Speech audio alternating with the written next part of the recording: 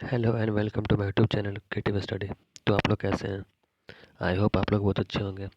तो आज हम लोग बात करेंगे मगध राज का उत्कर्ष के बारे में, जो हिस्ट्री का चैप्टर 2 है। आप लोग अगर चैप्टर 1 नहीं देखे हैं, जिसमें हम लोग जैन धर्म की बात की है, अगर आप लोग वो नहीं देखे हैं तो जाकर मैं डिस्क्रिप्शन बॉक्स में लिंक दे दूँगा, शेयर कर दूँगा। आप लोग जाकर चैप्टर 1 देख सकते हैं, जिसमें जैन धर्म का हम लोग बात किए हैं। ठीक है, तो आज हम लोग क्या है, चैप्टर 2 स्टार्ट करेंगे। जो आज हम लोग का चैप्टर 2 स्टार्ट करेंगे वो है मगध राज का उत्कर्ष से। क्या है, मगध राज का उत्कर्ष से चैप्टर 2 स्टार्ट करेंगे, जिसमें हम लोग बात करेंगे हिस्ट्री के सारे क्वेश्चन जो मगध से इम्पोर्टेंट है, वो सारे क्वेश्चन को बात करेंगे। और ये सारे वो इम्पोर्टेंट जो है, ये वन लाइनर क्वेश्चन है, जो कि एक लाइन में आंसर मिलता है। ठीक है, आप लोग अगर पहला वीडियो नहीं देखे हैं, चैप्टर 1 है जैन धर्म का, डिस्क्रिप्शन बॉक्स में मैं लिंक शेयर कर दूंगा, आप लोग जरूर देख लीजिएगा। ठीक है, तो चलते हैं मगध राज का उत्कर्ष का चैप्टर 1 चैप्टर 2 में चलते हैं। ठीक है,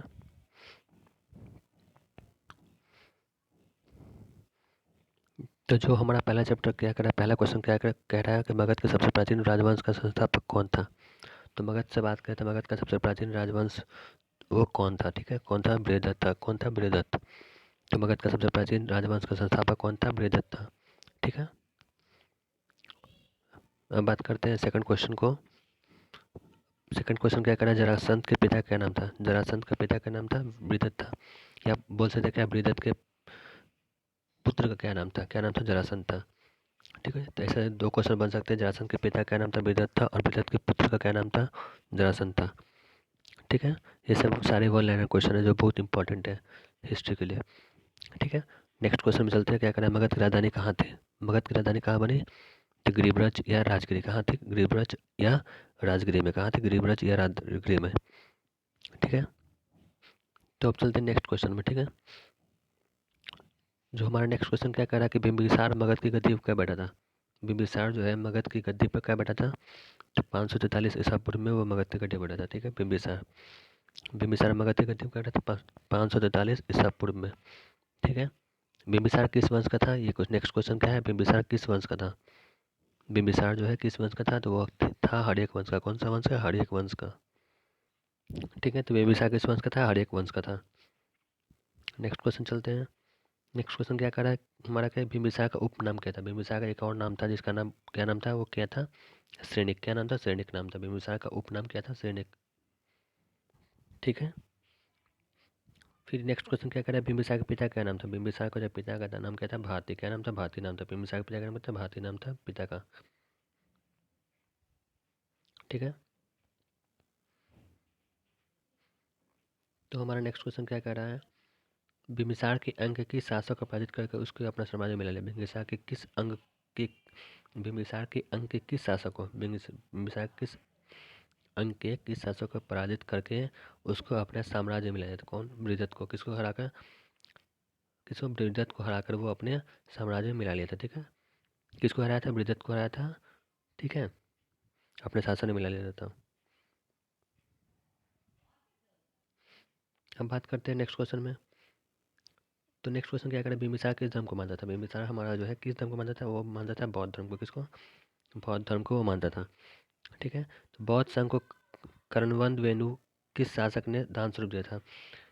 एक वन था जिसका नाम था कर्णनंद वेणु, जो जो था वो दान स्वरूप में दे दिया था बौद्ध संघ को। किसने दिया था? तो बिम्बिसार ने दिया था। बिम्बिसार ने एक जो कर्णनंद वेणु जो है वो अपने दान में दे दिया था बिम्बिसार ने। ठीक है, किसको दिया था? बौद्ध संघ को दिया था। ठीक है,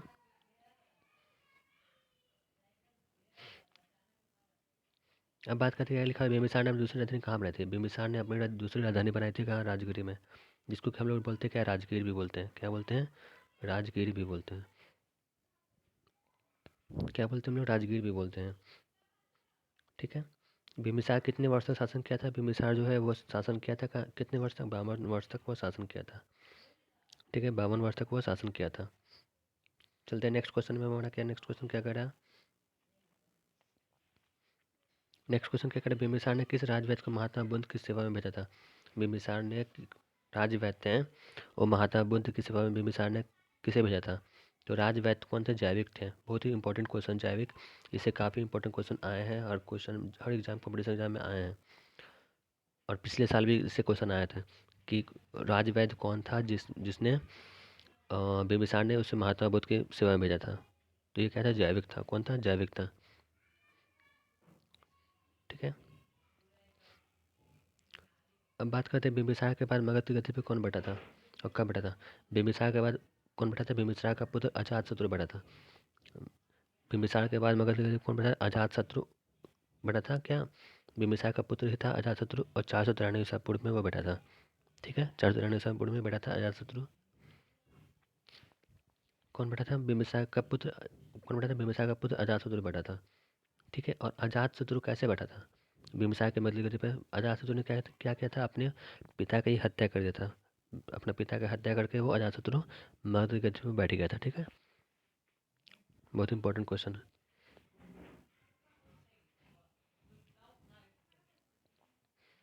अब बात करते हैं अजातशत्रु का उपनाम क्या था। अजातशत्रु का उपनाम क्या था, कुनिक नाम था। क्या नाम था उसका, उपनाम क्या था, कुनिक नाम था। क्या नाम था, कुनिक।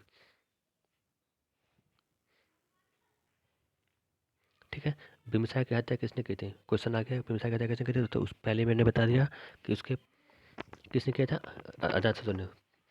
और अजातशत्रु को क्या क्या कहा था, पिता की हत्या करने के कारण पितृहत्या के नाम से भी जाना था। पिता की हत्या की थी, इसलिए पितृहत्या के नाम से भी जानते हैं अजातशत्रु को। ठीक है, चलते नेक्स्ट क्वेश्चन में। नेक्स्ट क्वेश्चन हमारा क्या कर रहा है कि किसके बहकावे में अजातशत्रु ने अपने पिता की हत्या की थी।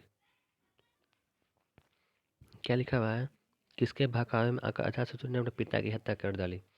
तो बहकावे में किसके आया था, महात्मा बुद्ध के चचेरे भाई देवदत्त के बहकावे में। क्वेश्चन पूछा जाएगा कि किसके बहकावे में अजातशत्रु ने अपने पिता की हत्या कर दी थी। तो महात्मा बुद्ध के चचेरे भाई थे देवदत्त। क्या नाम था, देवदत्त नाम था। क्या नाम था, देवदत्त।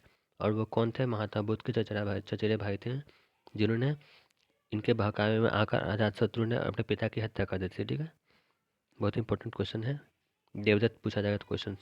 ठीक है, तो अब बात करते हैं अजातशत्रु का विवाह किसके साथ हुआ। तो अजातशत्रु का विवाह किसके साथ हुआ था, तो कौशल नरेश प्रसेनजीत की कन्या वजीरा के साथ, कौशल नरेश की पुत्री जो है वजीरा के साथ अजातशत्रु का विवाह हुआ था। ठीक है, कहाँ की वो थी, तो कौशल नरेश प्रसेनजीत की पुत्री।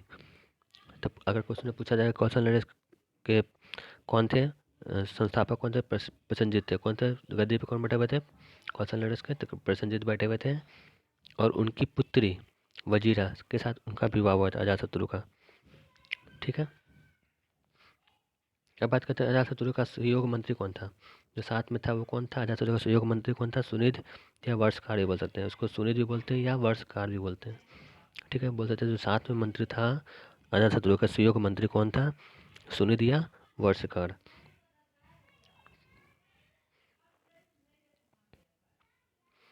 अब बात करते हैं अजातशत्रु ने मगध पर कितने वर्ष शासन किया था। अजातशत्रु जो है मगध पर कितने वर्ष तक शासन किया था, तो 32 वर्ष तक अजातशत्रु ने मगध की राजधानी पर मगध पे शासन किया था। 32 वर्ष तक किया था। कब, कितने वर्ष तक किया था, तो 32 वर्ष तक किया था। और पूछा जा रहा है वह किस धर्म को अनुयायी था। अजातशत्रु जो है वो किस धर्म को मानता था, तो कौन सा धर्म था, जैन धर्म को मानता था। ठीक है, कौन सा धर्म को, तो जैन धर्म हमारा था उसी को मानता था। ठीक है, कौन सा धर्म को मानता था, तो जैन धर्म को मानता था।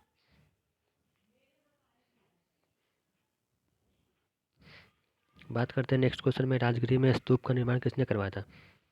जो राजगिरी में स्तूपा है उसका निर्माण जो किसने करवाया था, स्तूपा है राजगिरी में। अगर आप लोग नहीं देखे हैं तो राजगिरी में जाइएगा, राजगिरी में जाकर आप लोग देख सकते हैं, एक स्तूप है अभी बना हुआ है, अभी भी है। वो स्तूप जो है उसका निर्माण किसने करवाया था, तो अजातशत्रु ने करवाया था। ठीक है, किसने करवाया था, अजातशत्रु ने उस स्तूप का निर्माण करवाया था। ठीक है,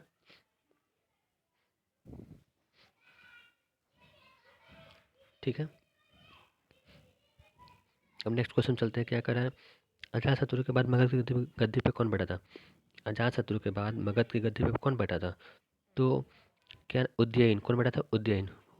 और इसने क्या किया था, अपने पिता की हत्या कर दी थी अजातशत्रु की, मतलब जैसे कहते हैं ऐसा बोल सकते हैं। बिम्बिसार की हत्या की थी अजातशत्रु ने, उसके पुत्र ने। और अजातशत्रु के पुत्र ने हत्या कर दी, उदयन ने हत्या कर दी। ठीक है ना, तो मतलब जैसे तैसा मिल गया, मतलब बिम्बिसार की हत्या की किसने, अजातशत्रु ने। और अजातशत्रु की हत्या किसने कर दी, भ्रद ने या उदयन ही बोल सकते हैं, मतलब उसके पुत्र ने। ठीक है, पिता की हत्या करके उदयभद्र या उदयन 461 ईसा पूर्व में वो मगध की गद्दी पर बैठ गया था। ठीक है, तो क्वेश्चन पूछा जाएगा कि बिंबिसार की हत्या किसने की थी, तो उसके पुत्र अजातशत्रु ने, और अजातशत्रु की हत्या किसने की थी, तो उसके पुत्र उदयन ने। किसने की थी, उदयन ने। ठीक है, नेक्स्ट क्वेश्चन चलते हैं। अब लिखा हुआ है क्या, मगध की राजधानी पाटलिपुत्र को किसने स्थापित किया था, तो मगध की राजधानी पाटलिपुत्र को किसने स्थापित किया था, उदयभद्र ने। किसने किया था, उदयन या उदयभद्र। उदयन भी बोलते हैं, उसका नाम उदयन भी है और उदयभद्र भी नाम है। ठीक है, ठीक है, तो मगध की राजधानी को पाटलिपुत्र में किसने स्थापित किया था, उदयभद्र ने। ठीक है,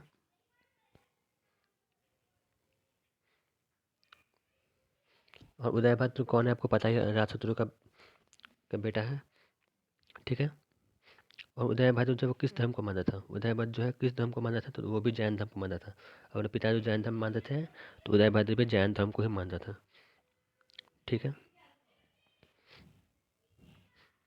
नेक्स्ट क्वेश्चन क्या कर रहा है कि चैतन्य गिरी का निर्माण किसने करवाया था। चैतन्य गिरी जो है उसका निर्माण किसने करवाया था, उदयभद्र ने। यह भी पूछा था उदयभद्र ने किसका निर्माण करवाया था, तो चैतन्य गिरी का निर्माण करवाया था। ठीक है, फिर लिखा हुआ उदयभद्र के उत्तराधिकारी कौन था। उदयभद्र के उत्तराधिकारी कौन थे, उदयभद्र के 3 पुत्र थे, वो तीनों पुत्र उत्तराधिकारी थे।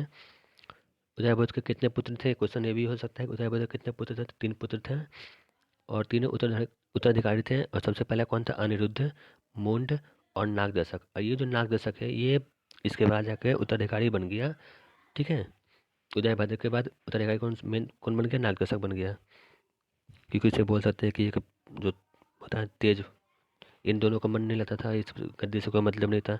लेकिन नागदशक जो था सबसे सबसे जो तेज बोल सकते हैं, वो नागदशक को सबसे गद्दी का बहुत ही लोभ था, इसलिए वो नागदशक बन गया। इन दोनों को कोई मतलब नहीं था किसी चीज़ से। ठीक है,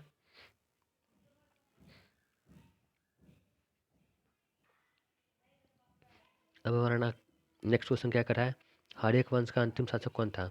हर्यक वंश का अंतिम शासक कौन था, नागदशक। और एक क्वेश्चन ये भी बन सकता है क्या कि नागदशक ने किस वंश की स्थापना की थी, नागवंश ने किस वंश की स्थापना की थी, नागवंश ने किस वंश की स्थापना की थी, हर्यक वंश की स्थापना की थी। ठीक है, और हर्यक वंश का अंतिम शासक कौन था, नागदशक। कौन था, नागदशक। सॉरी, नागदशक ने अंतिम शासक कौन था, हर्यक वंश का नागदशक। ठीक है, हर्यक वंश का अंतिम शासक था नागदशक। ठीक है,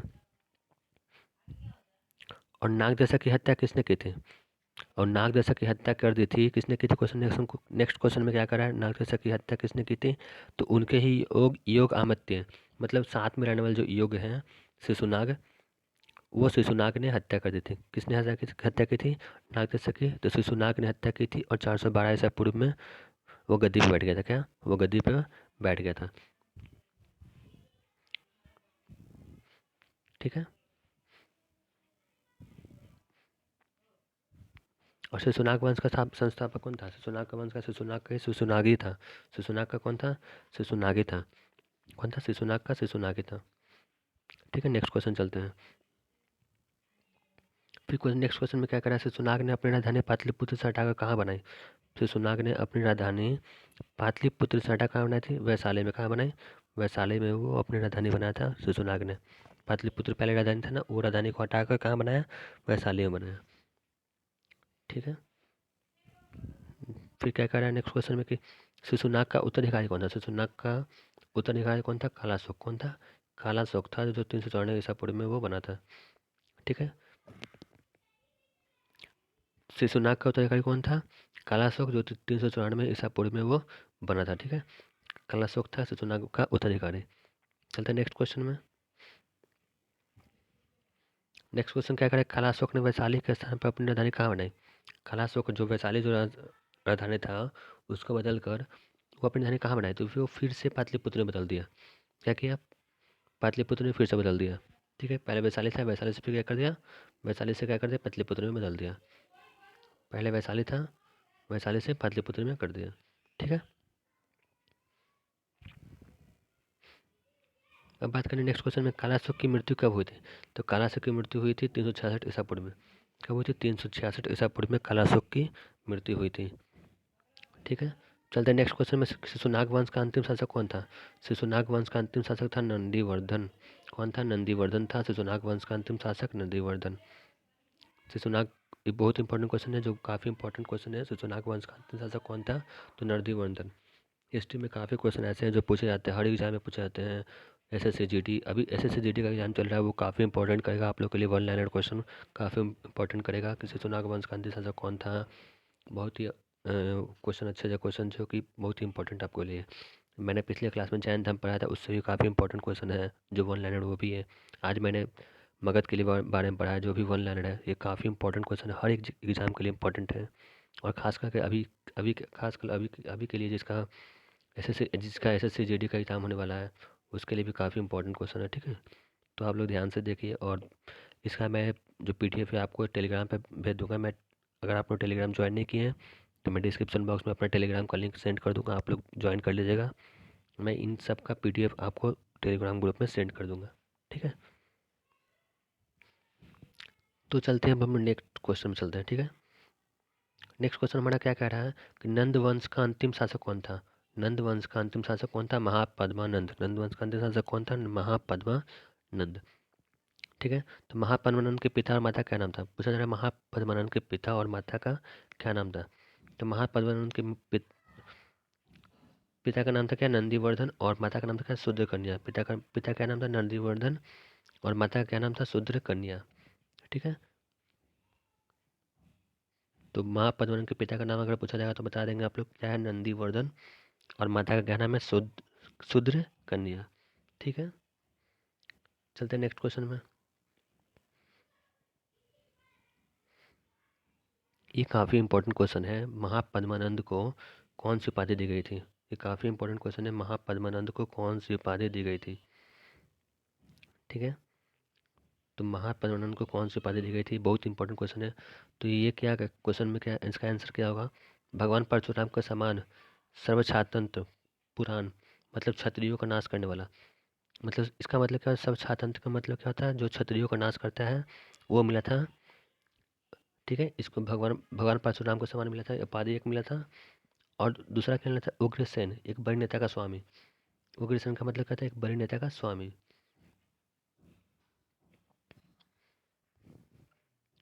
ठीक है, एक बड़े नेता का स्वामी है, वो भी मिला था एक। महापद्मानंद को पुराण में एक रात भी कहते हैं, एक रात भी कहते हैं, मतलब एकमात्र सम्राट, मतलब बोल सकते हैं क्या?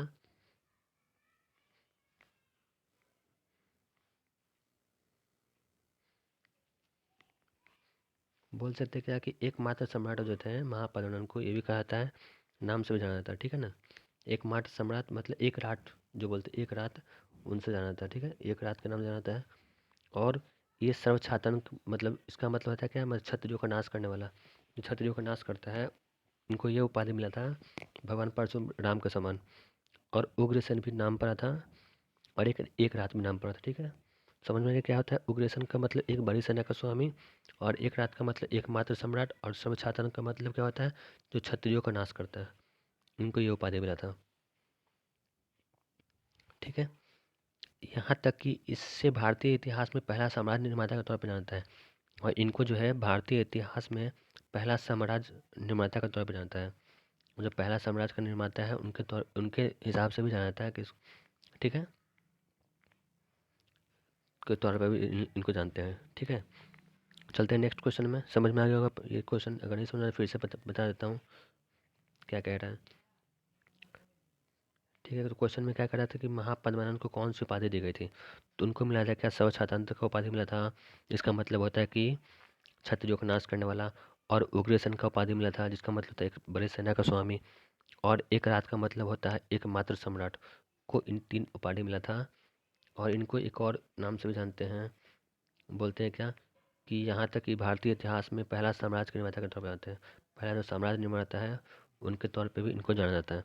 बहुत ही अच्छे राजा थे, तभी तो इन्होंने इनको तीन उपाधि मिली है। ठीक है, बात करते हैं नेक्स्ट क्वेश्चन में।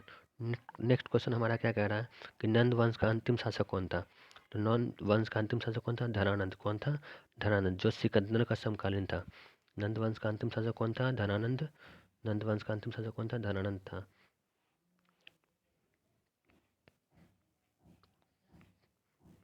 ठीक है। नंद वंश का अंत कौन था? धनानंद, जो सिकंदर का समकालीन था। ठीक है। तो पूछा जाएगा नंद वंश का अनुशासक कौन था? तो धनानंद था।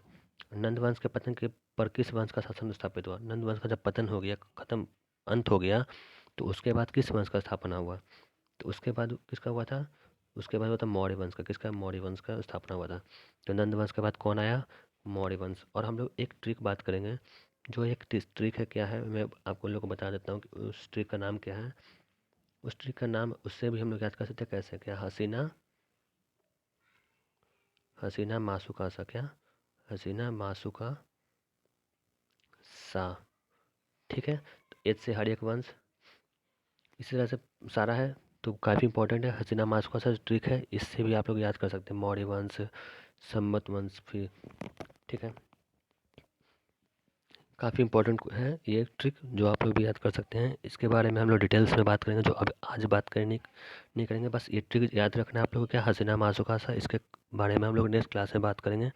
और नेक्स्ट क्लास में इसी टॉपिक से रिलेटेड जो हम लोग बात करेंगे, हसीना मासुका सा, इसके बारे में सारा डिटेल्स बात करेंगे। इससे रिलेटेड सारा जितनी भी है, कौन क्या वंश का है, इसका मतलब क्या होता है, ये सारे नेक्स्ट क्लास में बात करेंगे। तो आप लोग नेक्स्ट क्लास का वीडियो जरूर देखिएगा, बहुत इंपॉर्टेंट होगा। जो इस ट्रिक से हम लोग सारे वंश को याद करने की कोशिश करेंगे। ठीक है। तो आज के लिए फ़िलहाल इतना ही। मिलते हैं नेक्स्ट क्लास में नए वीडियो के साथ।